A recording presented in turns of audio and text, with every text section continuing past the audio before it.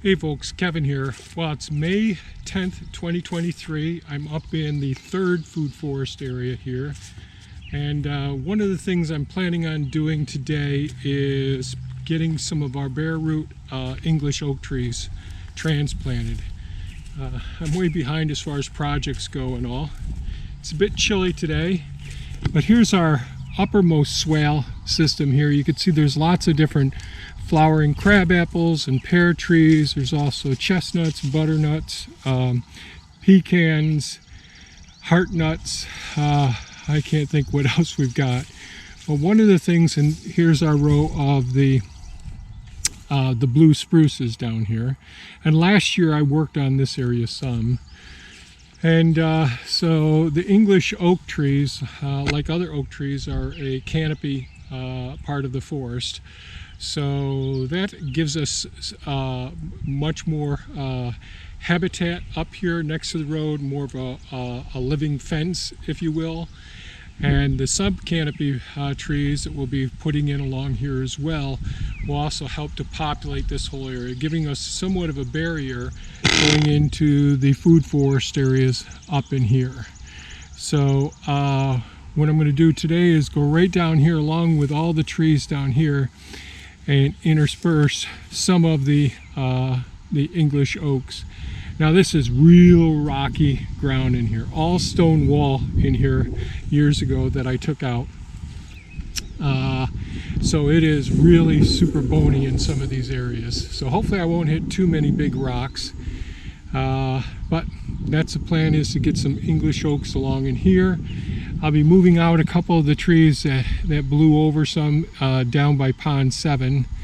I doubt that I'll get to that today, but we're going to try and get this whole area forested with the different persimmons and pawpaws and various other native trees to this northeastern region, Zone 5A, Central New York. So I'm going to get started now. It's kind of peaceful and beautiful up here right now.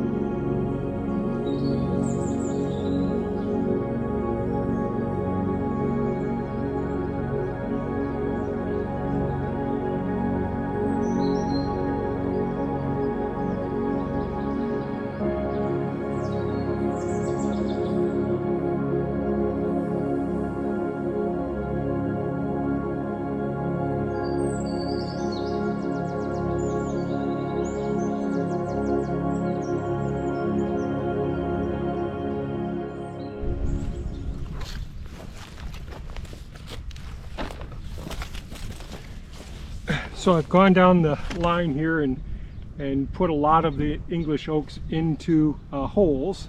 Now it's the next step.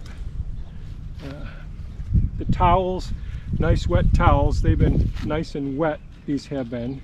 It'd be ideal if we can take each one of these because they're somewhat pot bound, but it won't be perfect.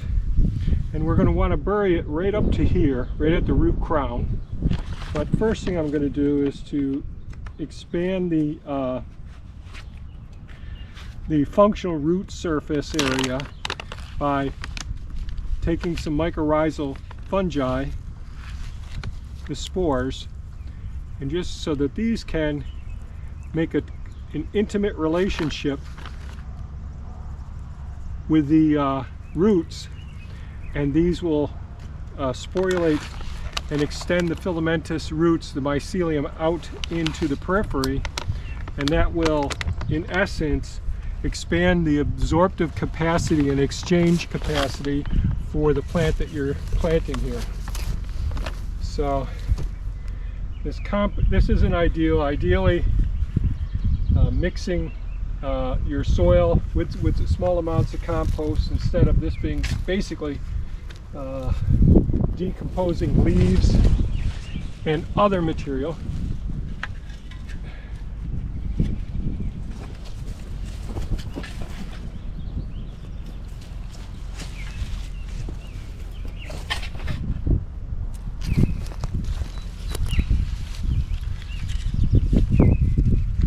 You're going to want to fill all the voids around all the root hairs here. And ideally, giving this a good soaking would be best. And mixing this soil with the soil that's naturally in the ground so that the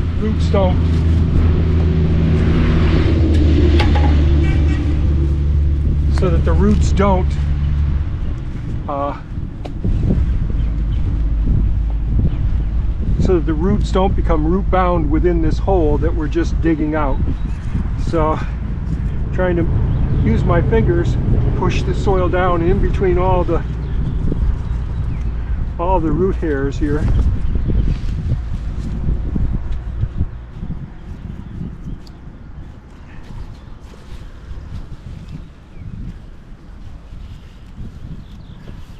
And I'll come back later and mulch the area.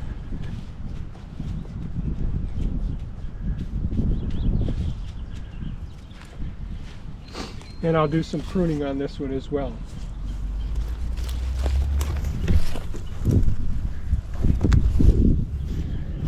So that's the first English oak.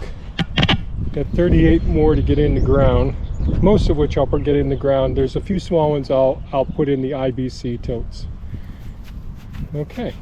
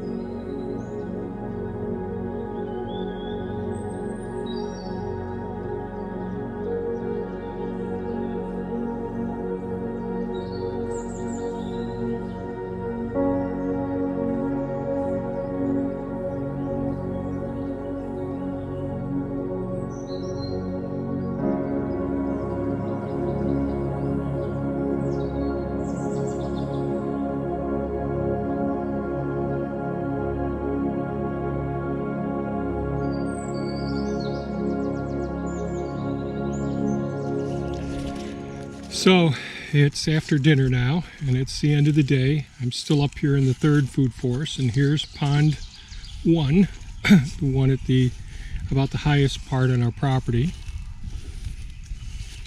Lots of life coming back around here. We're out on a peninsula right here. Haven't been out to sit in here in a few years. Oh gosh. So things have gone pretty well today. I got about 20 of the English oak trees in along the swale system here, and they will need pruning, but I tried to pick some of the larger ones for the most part. So here's one here.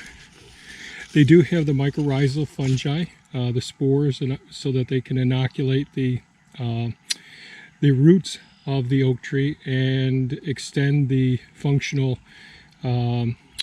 absorptive and transfer of nutrients between other microorganisms and other plants around the area. So along in here, so that's a honey locust here, crabapple tree there, an English walnut there, honey locust, a crabapple, another honey locust, another crabapple, and a flowering pear there. Here we've got another English oak. This, I believe this right here is an ash tree, a young ash tree. This is a butternut, walnut, locust tree, English oak. Can't remember this one. It's terrible. Another flowering crabapple, a maple with poison ivy on it here. A catawba tree here. An apple, a honey locust, another crabapple, an English oak right here. This is a heart nut here, English oak. Don't remember the name of this plant. Another catawba tree here. Crabapple, 2 different types of flowering crabapples here. English oak here. Another English oak here.